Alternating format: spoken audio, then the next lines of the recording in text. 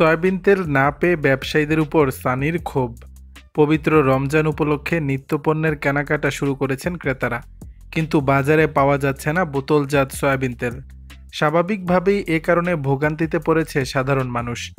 এমন কৃত্রিম সংকট তৈরি করায় এবার ব্যবসায়ীদের এক হাত নিলেন ঢাকায় চিত্রনায়ক ওমর সানি, সঙ্গে দিলেন এক মহৎ সমাধান। রোববার দুপুরে এক ফেসবুক পোস্টে ব্যবসায়ীদের উপর ক্ষোভ প্রকাশ করে ওমর সানি লেখেন, হঠাৎ করে সয়াবিন তেল উধাও, এখনও আপনাদের হারামিপনা কমেনি। এক মহৎ সমাধান দিয়ে ওমর সানি লেখেন, এই সিন্ডিকেটগুলোকে গণপিটুনির ব্যবস্থা করা ছাড়া আর কোনো উপায় নেই। ব্যবসায়ীদের উদ্দেশ্যে ওমর সানি আরও লেখেন, এগুলি করবেন না, দেখবেন কয়দিন পরে লিভার নাই, কিডনি নাই, ক্যান্সার, বউ নাই, বাচ্চা নাই। প্রসঙ্গত, কয়েক সপ্তাহ ধরেই বাজারে দেখা যাচ্ছে বোতলজাত সয়াবিন তেলের সংকট।